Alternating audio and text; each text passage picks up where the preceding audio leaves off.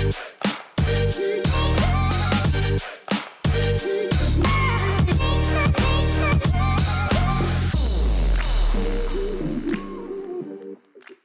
morning, everybody, and welcome to this week's Motor Trade Radio podcast in association with eBay Motors Group.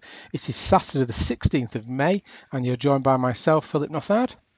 And me, Curtis Hutchinson. So, Phil, we're entering the 9th week of lockdown, if you can believe that. Does it seem longer? Oh, yeah. No, it's a bit of an odd, surreal feeling, isn't it, really? It is, yeah, because, I mean, as anyone listening to this will know, that the days and the weeks and now the months are just merging, aren't they? I know, and everyone's talking about the weekend, and it's time to switch off for the weekend. I'm thinking, what day is it? Everyone's blurring into one, isn't it? I think at the minute, everything's just, it's quite surreal in a way. I was talking with somebody this week that just saying that, we're in this period in time that hopefully we'll never be in again. We're all living it, and we'll be looking back at it in the future and won't believe what we've been through. It is a very surreal experience. It is, yeah, and we do need some perspective on it, which we won't have for a few years. But these the word unprecedented is bandied around a lot, but it kind of covers it, doesn't it?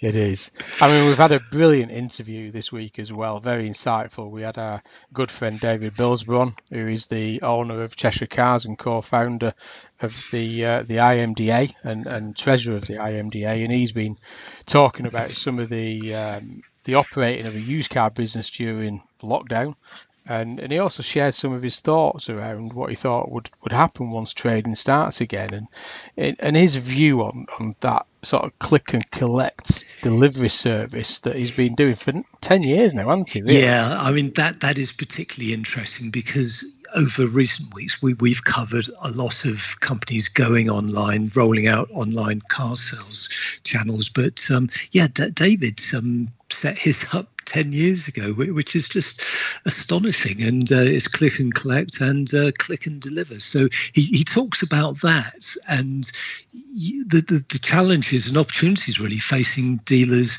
who are looking along those lines at the moment, which of course a lot are. Definitely. I mean, the interview we are having at the end of this show, aren't we? We're going to tag it on to the end of this show. So please if you've not listened to it already, then please stay tuned and listen to the interview with David at the end of the show. So this week we've got some interesting headlines, and we're actually going to This Is Money twice this week with two headlines from those guys, aren't we? And a few other things that's quite interesting. Yeah, This Is Money. I mean, let's start with the first headline, which is from This Is Money, and it's bearing in mind this is aimed at consumers. It's basically the money side of the Daily Mail.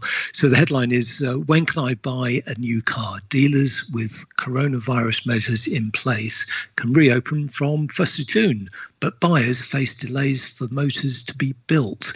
So this kind of encapsulates what we've been talking about over the last couple of weeks, because we've now got a date that dealers can start to reopen showrooms, and it's June the 1st. So it's good to have confirmation of that, and this story really outlines what consumers can expect from dealers and the sort of social distancing measures that will be in place at dealerships. I mean, in fairness, the title does actually highlight the interview that we had with Lee Swinard from KPMG as well in recent weeks, where talking about that supply chain and the tier 2, tier 3 suppliers and the impact that has on some of the production of new cars, and we have got a story later on talking a little bit about that production side of the market. But again, there's still going to be a potential delay with that side of the market. But again,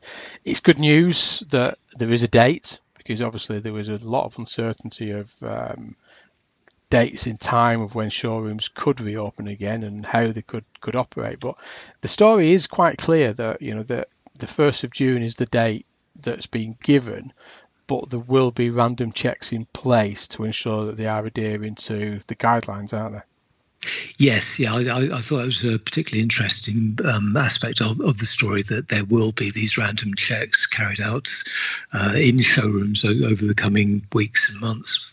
And there's, I mean, it's one of them that things could change. I think that's Yeah. what we are aware of, that, if there is an outbreak that increases and changes the government perspective, that some of these dates in time could change based on that. But I think at the minute, at least, then the showrooms have a time to work too. And again, talking about the David Billsbury interview, it's kind of getting those systems and processes in place, ready for that. And many of the retailers are probably already on that track to having that, aren't they? In terms of that, how the consumers will have to adhere to certain procedures once they arrive at the showroom.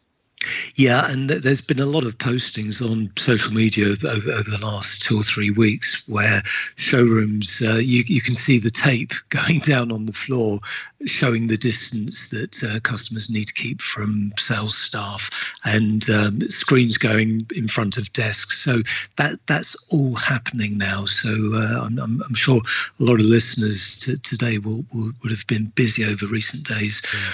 Just finalising, putting these things into place, ready for 1st of June. No, definitely. It's worth having a look at that story, because it does encompass a lot of work that's been taking place, because there's sort of a bit of input there around the guidance document that's been done between the NFTA and the SMMT for the government around that, the industry guidance for best practice within the sort of auto retail sector.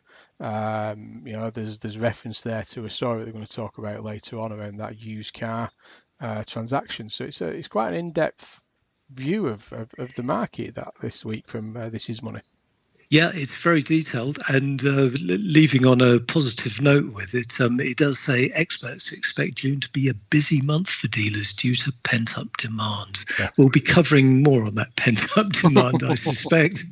Yes, definitely. So heading over to Car Dealer Mag, and as we know, we've spoken about a couple of times now on the show that James Baggott has been extremely busy of late, trying to pull things together and keep people informed with interviews, etc., and doing a great job there. But the story is talking about used car prices, and this is referring to that used car prices begin to fall as CAP-HPI reveals it has started moving values of older cars once again. And that's on the back of, we're starting to see a little bit of activity. Mannheim have been referenced in there, that's their online.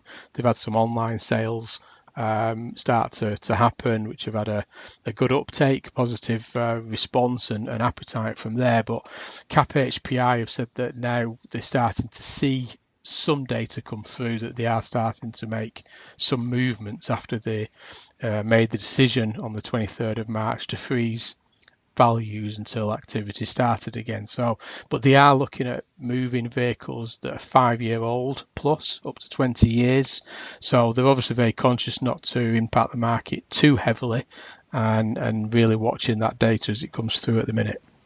Yeah, and it just shows that a lot happens over the course of a week, because this time last week we were reporting on CAP-HPI saying that there was insufficient data out there for them to start moving values. So a week later, there's a lot more data now that they can sit down and analyse. I thought also an interesting point in this story is picked up by motors.co.uk, who carried out some analysis of 60,000 mainstream vehicles that had remained listed on its website for the last 6 weeks, and they found that prices across those vehicles had dropped by an average of 2%. So that kind of shows the direction of movement at the moment. And they actually dug down a little deeper and found that franchise dealers had reduced their prices by an average of 2.4%. Car supermarkets, it's reduced by 1.7%, and independent dealers by 1.5%. So there's some good data there. There is, and it does demonstrate that stability in that retail market, doesn't it? That the retailers have been talking about for some time to sort of try and make sure that they don't drive depreciation by panicking too much in that classified retail space. And I think those figures do certainly demonstrate that. It's quite interesting, really, that the franchise dealers has dropped more than supermarkets and more than some of the independent dealers, but very, very close figures though, aren't they? Yes, yeah, very. And we're back to This Is Money. So a double whammy from them this week. And it's another long headline. So it's motor industry bodies call for 6-month MOT exemption to be axed immediately over fears that unsafe cars are flocking onto the road. Wow. You don't really need the rest of the story, do you, once you've read the headline out? It kind of puts the whole context of the story into the headline, doesn't it? That just about covers it. So this is really based on a release that the SMMT put out middle of last week, urging the government to reconsider the move to extend that MOT period by 6 months, because basically saying that with the government encouraging people to go back to work and using their own cars or buying cars, that those cars need to be roadworthy, so they need to be MOT'd. So there's arguments for and against this. I can see where the SMMT is coming from. It's a difficult one, isn't it? Because there was the lobbying or the request that consumers in general, and this is away from obviously your key workers and essential workers, that about this extension on the MOT, and that happened. The government decided to put a line in the sand and put a date on it and put that extension in place, and now trying to reverse it. And it's difficult, really, because what will happen if we go back into a restriction lockdown? What do they do then? And I suppose, yourself and I were discussing it before the show, that there's nothing at the minute to stop you getting your car MOT'd. Yeah, you can get your car MOT'd at any time you want, can't you? Essentially, you don't have to wait for it to be done. But there is still, with or without an MOT, there is still the responsibility of the driver of that vehicle to ensure it is in roadworthy condition. And the MOT only really, it says that it's in roadworthy condition at the time of the MOT, really. Yes.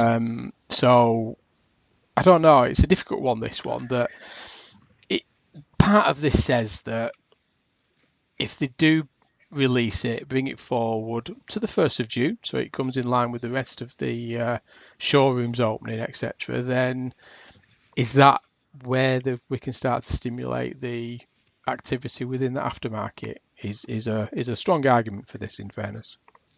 Yeah, it is. And it's also worth highlighting that new sector-wide guidance was actually published by the SMMT in collaboration with the Garage Equipment Association, the Independent Aftermarket Federation, the IMI, and the Scottish Motor Trade Association. So all those trade associations have been working very closely over recent weeks to put together this guidance. Yeah, definitely. So we're going over now. So we'll just talk about the midway point. So you've been listening to Motor Trade Radio podcast in association with eBay Motors Group, the only weekly podcast serving the car retail sector, and available online at motortraderadio.com and by subscribing on Apple Podcasts, Google Podcasts, Spotify, YouTube, Deezer and SoundCloud.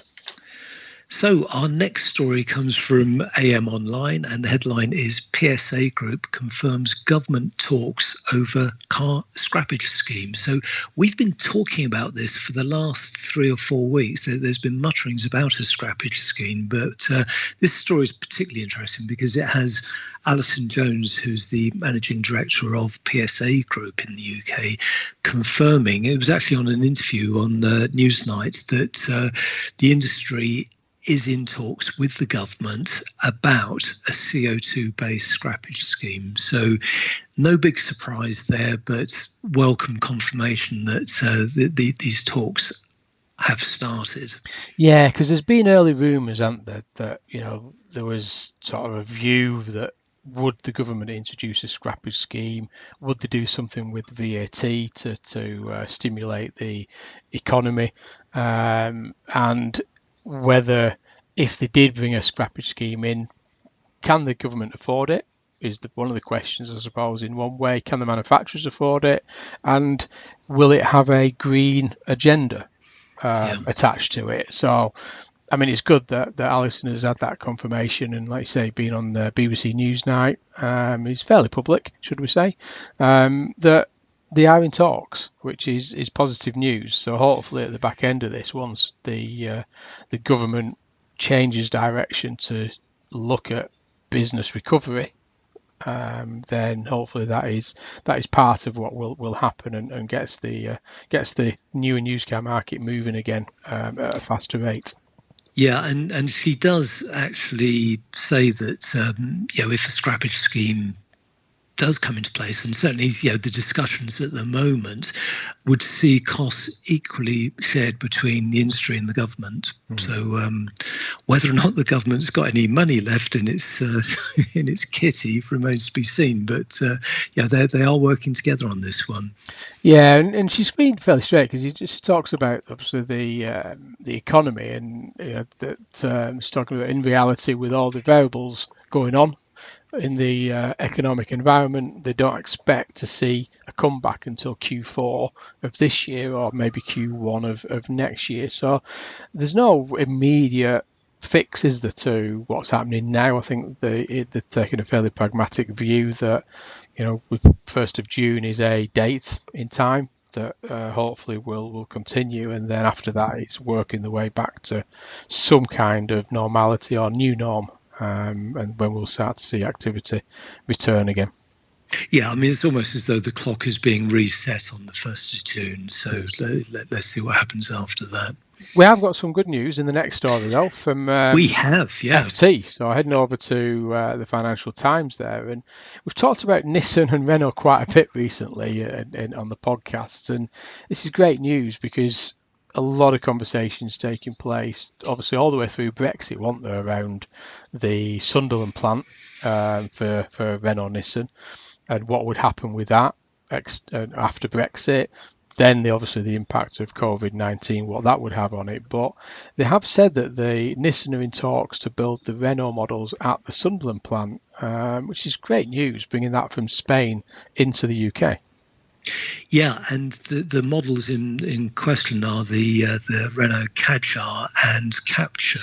So these would be produced in Sunderland, along with models like the Qashqai and Leaf. So this is great news for Sunderland. It's not great news for Spain, obviously, but no. This is really welcome news for Sunderland, because throughout the whole Brexit debate, there was a bit of a question mark over Nissan's long-term plans for Sunderland, because it did make it quite clear that any tariffs charged on cars built in the UK and exported to Europe would potentially jeopardise the long-term plans for the plant. So bringing 2 Renault models into the plants hopefully will safeguard this. So it's not a done deal. Talks are ongoing, but we'll keep tabs on this one. Yeah, there's a nice little statement there that it's a sensible exchange of vehicle production with Renault, which is under discussion in Europe, would signal a healing in the partnership that was once one of the world's largest car-making alliances. So that's a fairly interesting statement there in the release. But hopefully it'll be great news for Sunderland if it does go through. Yes. And talking of good news, Vauxhall announced that production was restarting at Luton. So we're picking up on the AM Online story, which is the headline used. No, it's not. It's BBC News. Sorry, apologies for that. So it's BBC News, and the headline is Vauxhall calls for showrooms to open as plants restart. So yeah, this is Luton reopening. Now Luton is a dedicated van plant, and again going over to BBC Newsnight, because this story quotes Stephen Norman, who's the managing director of Vauxhall, talking on Newsnight about the necessity now for dealerships to be open to generate the orders to enable car plants to reopen. And he's talking specifically about Ellesmere Port, which is, of course, the home for the Renault, for the Vauxhall Astra. So, yes, he's been quite vocal in, it's good to have Luton open, but need to open Ellesmere Port now and need to open car showrooms to start generating those orders. Yeah, I think this kind of reflects on some of the, again, probably referring back to the interview with Lee from KPMG around this, the real pressures now on production of for these manufacturers and the pressures that will be in place there. And I know when we sort of first went into lockdown and some of the conversations were taking place around some of the UK plants, particularly probably Ellesmere Port being one of them, what impacts it would have on the reopening of those operations the longer we remain in lockdown. And I think some of the stories this week, particularly that one from the BBC there, from Stephen Norman there, talking around that there must be some serious pressure now starting to impact on that operation, being one of them in the UK, to restart again.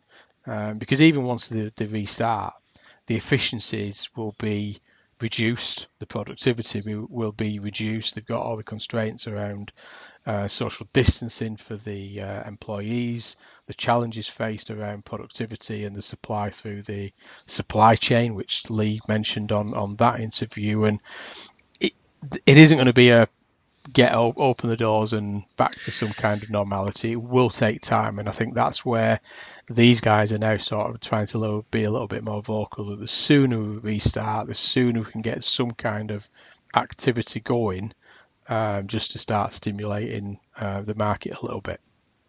Yeah, and final story this week is from AM Online, and the headline is "Used Car Markets Solid Growth Wiped Out by COVID-19, SMMT reveals." So this is the used car sales stats that the SMMT produce, and it covers Q1 and gives us an insight into to what happened in March. So for Q1, sales are down 8.3%, but when you start digging into the figures, you see that January and February were actually really strong. January was up 2.9%, February was up 4%, but then with dealerships closing in the last week of March dropped by 30.7%.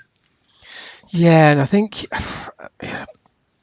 I'm questioning in terms of, I don't think it's that negative, if I'm honest with you. I think, to 8.3%, yes, it's for the quarter is a drop, 30% down in March. But if you look at Jan, Feb, I mean, both months were ahead of last year. Yeah. So there were strong months, and the quarter was well on way for maintaining a year-on-year performance or even exceeding a year-on-year performance. So I think if we can, the sooner we get back to some normality, we'll recover some of that lost business. But again, if the lockdown hadn't come at that point in March, I mean, glass half full, glass half empty view. If it had come earlier, we'd have lost more. A bit later, we'd have recovered a little bit more. That's an obvious statement. But again, I think a 1.8 million result compared to some of the previous years, bearing in mind, that's what we did back in 2015, 2014. We were at 1.7 in 2012, 1.7 in 2011. So it's still a reasonably good performance on some of the previous years post the 2016 peak, 2016-2017 peak. So, I think there's a lot to be said that actually, it's not a bad result. It's not a great result, and we have kicked back a little bit, but it's still not a bad result. And then if you look at cars and bikes and LCV was down 4.9% at just over 221,000 transactions, and that was down from 233,000 last year. But similar to the cars, they were ahead in January, 80,000 versus 75,000. Ahead in February, 81,000 versus 76,000. But obviously March went back down to 60,000 as against 81 in March of last year. So again, still a fairly strong performance of 221,000 LCV transactions. Bearing in mind, back in 2016, it was only 215,000. So there's still a little bit of positivity there and strength, I think, in the market. And bikes were down 11.4% at 95,000 against 107,000 for the first quarter of last year. So again, a little bit of context there around the used car transactions that we've lost a bit in March, but again, Jan-Feb was a very strong start for 2020. Yeah, I think the thing that surprised me about this story was the scale of the decline in March, bearing in mind that showrooms were open up until the 23rd of March. I wouldn't have expected it to have been that great, because there was still 3 weeks worth of sales there.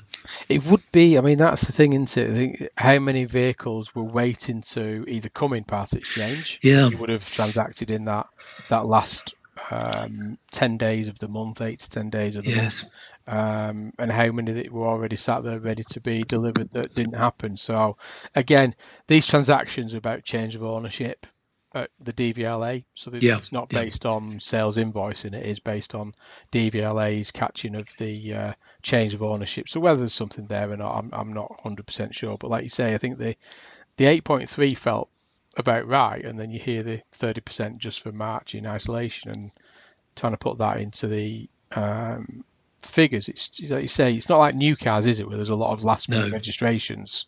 It's a bit different. And I mean, if we're looking for positives, the used vehicles that weren't sold in March, they're in the system at the moment. They're waiting to be sold. Yeah, definitely.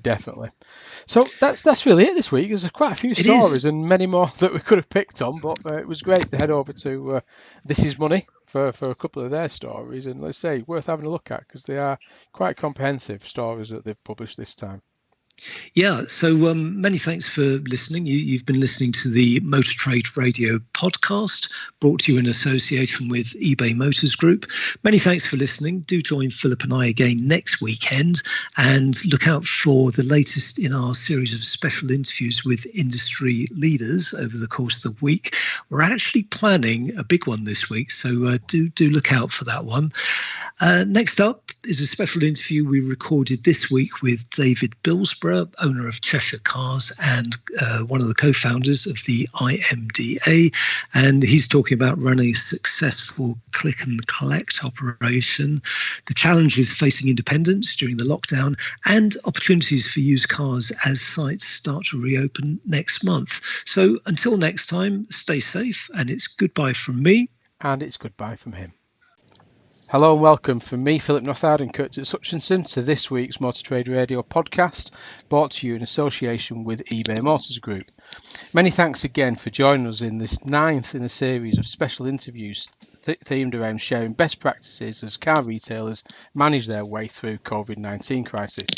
Previous interviews have been with Sytner Group's Darren Edwards, Virtue Motors' Robert Forrester, the IMDA's Umesh Samani, Volvo UK's MD Christian Elverforce, and last week's chat with Indicator's Andy Shields. They're all still available to stream online at the motortraderadio.com site, Spotify and Apple and Google Podcasts. Now, we're delighted to welcome our special guest today, an old friend of the show, David Billsborough, who's the owner of Cheshire Cars based in Crewe. So welcome back to the podcast, David, and perhaps you could start by giving listeners a brief overview of your business. Right. Well, guys, it's a pleasure to be on the podcast again with both of you. I hope you're keeping well. And yes, I'd be delighted, Curtis, to just give an overview. So I've started Cheshire Cars back in 1996, so almost 25 years ago, to supply and retail quality vehicles, which we've pretty much done in the 24 and a half years. And obviously, in that time, we've built up a reliable brand name and obviously being called Cheshire Cars, and being in Cheshire helps. So we have quite a lot of strength in the online presence of the business and the brand. And we're very active on, obviously, all the social channels. So it's a retail business with the service side as well. We do, obviously, service and MOT work for vehicles, both our own and our clients, and people that have met with me and know me. So we're very busy, indeed. So great to have you back, David, and thanks for coming back on. And I hope you're well and the family are well.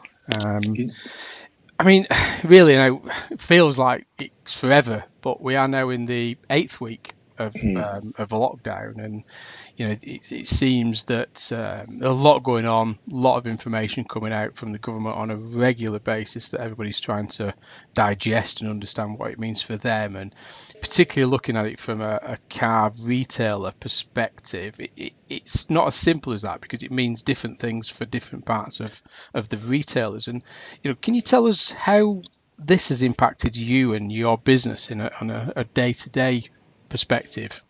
Well, I think at first, before we had the announcement by the Prime Minister I think it was on the Monday, wasn't it, in March? Yeah. It was sort of business as normal right up until that point for Cheshire Cars. And a lot of my colleagues who I know in and around the Crewe and Stoke-on-Trent area were just sort of, we did mention it, but it was all pretty much business as usual.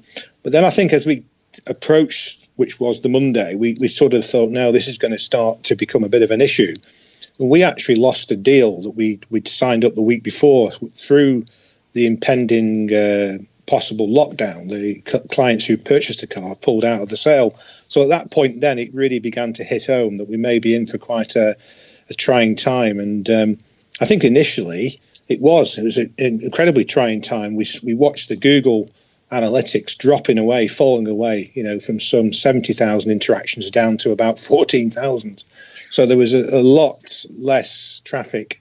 And I think it's probably fair to say that pretty much everyone in the country was very, very nervous. Certainly in the first 3 weeks of the lockdown, very, very nervous, very unsure about what the future may hold for people. But I think also that, to be fair to the current government, they have pulled out the stops. At least in my sort of view of it, is that they've done and backed businesses very much and very well. And with a few tweaks we can probably mention later through different schemes, it's been quite a reassurance that they've backed the British business economy side of the country anyway. So we're very heartened by that. But it's been a challenge, obviously, as you can imagine. So yeah, I mean, I think that's probably a good word, a challenge, really. Yeah, yes. Yeah, we'll be mentioning that word a few times. I can guarantee that, David. Thought we might. Yeah. Yes.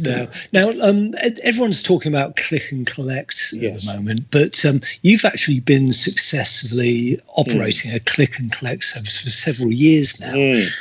Do you envisage independents migrating more of their business online as a result of the lockdown? And if so, what do you think is going to be the biggest challenges? There's that word again. What will be the biggest challenges facing them? Well, you're quite right. We have sort of been early to the table, and we've gradually, I think, we've sort of added things as we've gone down the years. It's almost a decade now since the very first free delivery took place to Brighton, of all places. And, I was quite unsure how much that would have a positive impact on my business, but it has had a massively positive impact in the last decade through deals that we just would not have done. We just would not have done them. They would not have happened. So I think on the challenge for retailers that maybe are just dipping the toes into it or haven't yet started, I think they really need to sort of analyse, they don't need to look at it so much as a cost basis to do that transportation or delivery, but really look at it that if they do it, that piece of stock will turn over sooner, the money's in the bank quicker, so they can reinvest the money again. So I think that's probably, it's a mindset, isn't it, really, of not just being negative with it, and I mean that respectfully, but to be more positive and embrace it. And I think those that embrace it will do very, very well from it. And those that don't embrace it could be in trouble, to be fair, because I think enough people now through the lockdown, and there's been enough media coverage of it, free delivery, not necessarily free, but delivery. That if you don't do it, you're only playing with the one football boot, so to speak. Yeah. You're not really, you haven't really got two boots, have you? So I think it's going to be an interesting time for some people. And I'm speaking to a few dealers who have asked me what's it like, and do you get any trouble? Do you get any problems from it with distance selling? Because obviously that comes into it. But I've just sort of said no, personally no.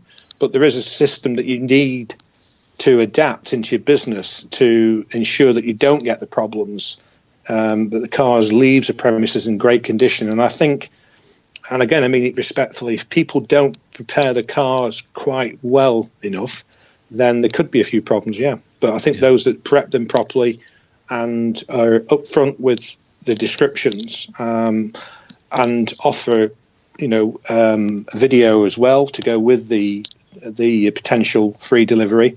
I think the video goes hand in hand with the free delivery. So there's a few items that they need to do.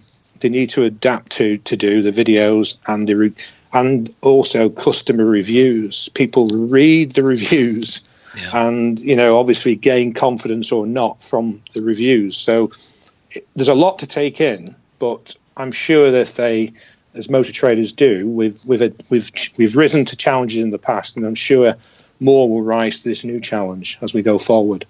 And just out of interest, David, what prompted you to launch that service? As you say, it's the best part of 10 years ago now. Well, I thought about what actually happened, and it was a Mini Cooper S to a nice chap in Brighton, and he just said to me, "Dave, would you deliver the car to us in Brighton?"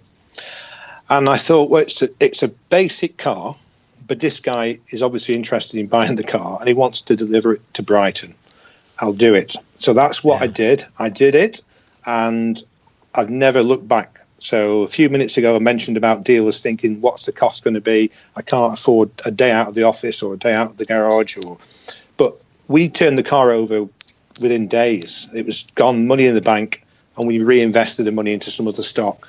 So I think there's a positive spin on it would be that you do your delivery, you get the money into your bank, you're then using that money again, you're reinvesting that money quicker, your turnover's quicker. If somebody can sit in their armchair with their iPad or the computer, laptop, and can see your stock and they can see that it's free delivery or delivery nationwide, there's every likelihood if everything else in your portfolio is correct, they'll make up the phone call to you or they'll make the email to you and you'll do business with them. So I think for me, it was a good experience and one that I learned from immediately, and I adopted it literally into the business there and then. So for nearly 10 years, it's been free for me, delivery all around the country. So you're really focusing on that point in time. You've got an inquiry, you can take an advantage from that inquiry and focus on that rather than thinking, well, what may I miss by doing this? Yes. You're putting the focus on that asset that you've got and turn that into income. Yes. And let's be honest. I mean, I could have some of the nicest cars. I think I've got the nicest cars in the country, obviously. But until somebody comes along and shows interest and then ultimately is prepared to leave a deposit and wait for delivery, it's just that. It's just a nice piece of stock. Yeah. And obviously we all need to make sure that we keep the turnover going. And especially in times like now, you need the turnover to invest again, don't you? And, you may invest in stock, you may invest it all in stock, you may invest some in new technologies and new laptops, cameras, videos, whatever. But, if you look at it and say, well, what is it going to cost me to deliver the car, then you're not looking at it, in my opinion, in the correct manner. And as we're recording, your colleague is busily in the background there, prepping your cars to the best condition. Yes, the usual detailed standard. Yes, probably. I'm sure. I do apologise. They don't apologise. Business goes on. Yes. So, obviously, everyone's got sort of ideas, and historically, I think we probably much would all agree that particularly used car dealers would only spend the preparation on a deposit or a confirmed sale. I think this is something that we may see change completely. So I think the preparation costs will rise for everyone. But I think in doing that, they should then begin to see a reduced time to sale.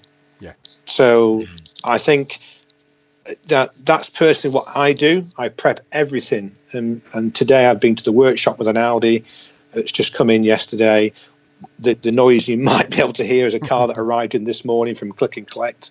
But we do it systematically. So we go through the whole process, workshop parts, detailing, images, video. Yeah. So when that car's videoed, it can be delivered, collected that day. And, we can almost deliver a car the same day if the timing was right. So, and confidently deliver it because we underwrite with our own warranties. So if the car's out of manufacturer's warranty, then we'll actually underwrite the car ourselves. And that's a big draw for people when they ask you what warranty do you give, and you say, well, we're going to give you 3 months of our own warranty in addition to your statutory rights. And we actually talk about statutory rights, and we talk about the 14 days right to cancel. We don't hide from it. It's made clear from the start, and we embrace it. And I think that would be a word I would say to dealers. They need to embrace the changes that are now not coming. They've arrived. They're already here. You've got to embrace them. You must embrace them. So thinking about obviously stock as there's a lot of talk around. We've had previous leaders, as we've mentioned earlier on the podcast, and lots of conversations taking place now as we come towards that showroom opening, hopefully on the 1st of June. But there's been a lot of talk around pent up demand, particularly in the used car market. We've seen the used car figures come out with the drop in March. That's probably very closely connected with the 23rd of March lockdown. But at the end, there's built up of end of contract cars waiting to be defleeted. Yes. We know from online classifieds that searches are now starting to rise. That sort of search is recovering, and we're bringing this word in again. But what are the challenges now that you feel that will be facing dealers to sort of fulfil this demand that we've been building throughout lockdown? I think some of it will be down, Philip, to what inventory they were holding before lockdown. I think some dealers had a busy run and were looking to restock, and then lockdown happened and they didn't restock. They weren't able to restock. And there was a reluctance to restock as well, which is understandable because nobody, let's face it, on the 23rd of March didn't really fully understand 3 weeks. Was it going to be 3 weeks? Was it going to be longer? As we know now, it's longer. So I think as we've gone through it, people have become more calmer, more sort of positive about it. So I think there will be people that are actively in the market. We're actively in the market for buying stock. And as we get nearer and nearer to potentially the June date that's been passed around at the moment, I think that demand and that desire to pick up with stock and the defleets. And I think one or two of the auctions are now coming back online as well, through online auctions, of course, at the beginning. So I think there will be quite a lot of activity. And I think I'm hopeful that we'll see, from the figures that I'm seeing and from the podcasts that I've listened to, and yours including in previous weeks, it's quite a lot of positivity surrounding there will be a bounce back. And to have a bounce back successful, you need the stock. So I think that prices are pretty much, Cap HPI said that they would be holding the prices. There isn't really a market to down them more, to sort of reduce them more so than any other time of this, as last year, this time of the year, March, April, May. So I think if the dealers, the data coming from data suppliers are telling us that prices are firm, that retailers are not reducing by great amounts of money, which is good. So I think we've so far, we seem to have negotiated it fairly well, Philip, in my opinion. I think the demand will be there when we come back, when we open up properly. I think the demand will be there, and those that have got the capital and have managed the lockdown and sort of kept in touch with the clients through emails and social media will be the ones to benefit, because obviously that's what we've been doing. We've been keeping in touch with clients and regularly posting on social channels. Now, following on and really staying on the subject of demand, I'd be interested to hear your views on this, David. We've got a possible scenario here where the new car market is going to take a long time to get restarted. We know that the factories are only just starting to reopen this month. So a lot of people who traditionally would be in the market for a new car, they may not want to wait 26 weeks or however long the extended wait is going to be. So do you expect to see them go from new cars into nearly new and used cars instead of waiting? I think it much depends on the length of wait, potential wait. I think people may wait for 3 or 4 weeks for a vehicle. I mean, I certainly would personally, but I think if it's more than that, then there's every chance that person won't just walk away and come back. They'll go and look at a nearly new car. So I think the potential is that the 6 months old or under 12 months old vehicles will be high in demand, which is good. So I think it just depends on the length of time it takes to build and deliver, obviously, because they get built all around the world and they have to be transported in. Although, as you've probably seen as well, there does seem to be 1 or 2 areas of the country where there is seemingly some good stock of cars.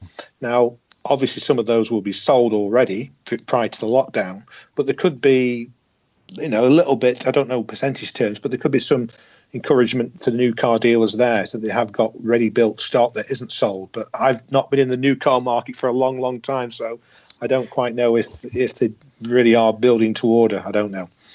Yeah, and I guess following up on that, with talk of the government encouraging people to go back to work and not use public transport, do you think there's the possibility of new buyers actually coming into the used car market? I think there's every chance. I think that's a very good point, and it's been made on several occasions, and I tend to go with that point that they're making, that there'll be some fresh faces in the used car market. So I absolutely do think that could be a bonus for the used car guys. Yeah, I hope so. Yeah.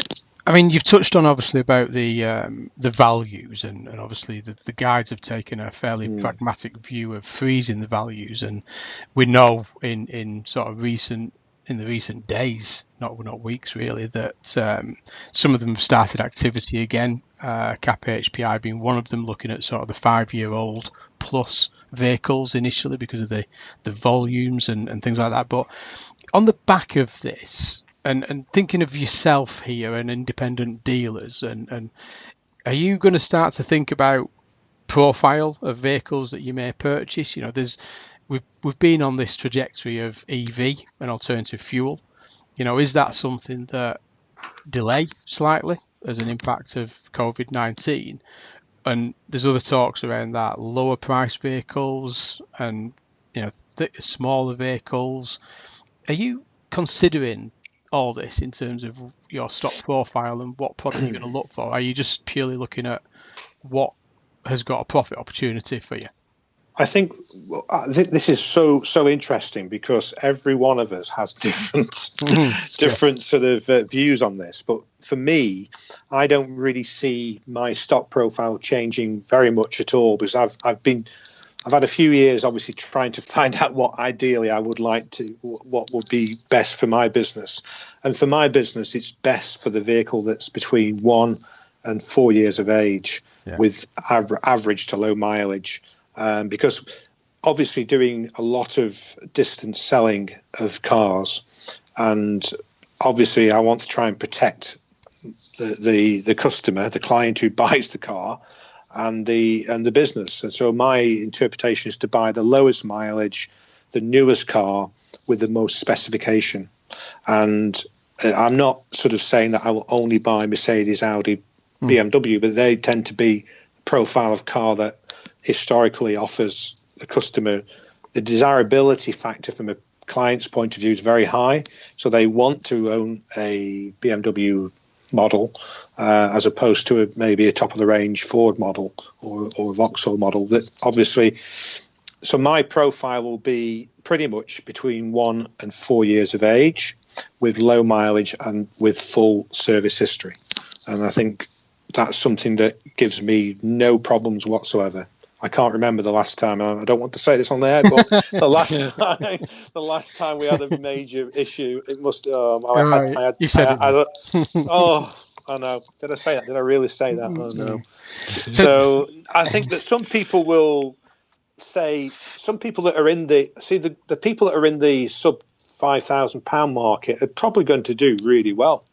They're probably going to be the market that's going to do really well because of these that Curtis has just mentioned about people that weren't in the market, that were getting a train to work or some other form of transport, maybe sharing a car with somebody. They want to feel safe, and they'll probably go and buy a £2,000 or £3,000 car to drive to work on their own and come back on their own. I was going to ask you that because it's whether that is a short to medium term behavioural change or a long-term behavioural change is the question. Yeah, it is a question. I think that's what Philip, what they'll do potentially is they'll spend £2,000 or £3,000 and just test the water themselves, because they won't really know themselves, will they? Yeah. I don't think. I think so. It could be something for 6 or 12 months. I mean, interestingly, we've had a few inquiries of late where people have only bought this year. Already, they're looking to trade out of a used car they bought this year for a vehicle that we have here. I've not had that before, so I don't know whether that's something that I should consider. But I think we do try and buy the unique cars, the cars with different specification, limited editions, and obviously those the dealers that are doing well in this £10,000 to £25,000 sector are the ones that are finding those cars. Or if you don't find them, enhancing them to bring them up to a sort of level where they are that little bit different. So I think everyone's got something to be cheerful about. So hopefully that will be the case. And finally, David, a lot of listeners will know you through your involvement with the IMDA, because you're a co-founder and you're currently the treasurer. Can you just tell us what work the association has been doing to help dealers through this period? And I guess especially in relation to managing things like social distancing and hygiene standards when showrooms start to reopen. Yep, so you're quite right. I'm one of the founder members in 2017. Long time. Yeah. I remember it well.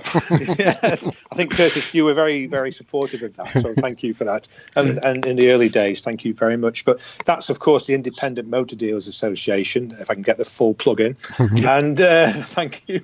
And we've done a phenomenal amount of work. It's been really pleasing to see all sides of the industry coming together and sharing best practice, and we've achieved such a great many things. But one of the two of the things that we have, and you've mentioned it in the sort of social distancing and hygiene of showrooms, etc. We've come up with a sort of a raft of measures which dealers can download the labels and the distancing sticky labels, and you can print them off and you can stick them in the windows, on desks, around the showroom, in the workshop, and just make sure staff as well, are adhering to the 2 meter distancing rules, and even down to the fact of which way should they go around the showroom. The arrows are one-way systems.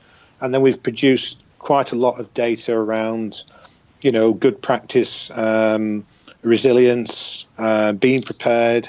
And, of course, we had such a great response from the campaign on furlough pay as well. So I think that raised about 30,000 people signatures on it. So which whether it did or didn't, it must have had some impact to the government to include the commission. So for something that we do as we are voluntary in doing it. It's a proud moment for us. And, we're grateful for the feedback and support from yourselves and Philip. And other people around us as well. We've had some great working togetherness from other associations, and I know that everyone's done well. So it's not just the IMDA; they've all pulled together for their sectors, and we should all be very immensely proud of, obviously running businesses in our case and doing this as well, because we do all run businesses, So it's been manic, absolutely manic. It certainly has. Well, I mean, David, it just leaves me to say it's been an absolute pleasure having you back on again. we need to not leave it as long the next time, and get you guys back on again just once we start to get to the new norm, as people are tagging it now. Yes. But what that will look like, I think for you, it is just normal, right? In a way, apart from a little bit of controls around social distancing and hygiene, as you've said. I think you're doing a fantastic job. So, many thanks for sharing your thoughts around and experiences through lockdown these past 8 weeks. It's like I say, it seems a lifetime ago now, doesn't it? I know. I think there's a few more months ahead of us, but we should all be proud that we've, as a nation and a country, we have pulled together. I think there's been some fantastic stories, and really, I think it's tonight, isn't it? Is it on Thursday night that they have the clap for the NHS? So that'll be interesting as well. That's going on, isn't it? So, yeah, good. And thanks, Curtis, for allowing me to share this with you two guys. No, it's great. Yeah. All the best for obviously get open again, and as dealers, both sort of independent and others, get what they call retail ready. Retail ready, indeed. Hashtag retail ready, and what's the other one? It's the hashtag stay alert, wasn't it? That's it. Yes. Yeah. So. Well, look, many thanks, David, for coming on. It's been an absolute pleasure, as Philip said. So do come back soon. Unfortunately, that's all we've got time for. You've been listening to this special Motor Trade Radio podcast, brought to you in association with eBay Motors Group. Please like and share on social media, as it's important during these times for the dealer community to work together and share experiences and best practices. Many thanks to you for listening and supporting the podcast. Philip and I will be back with the industry headlines on Saturday, but do watch out for more special podcast interviews as we work through this crisis. Until then, do stay safe and stay well.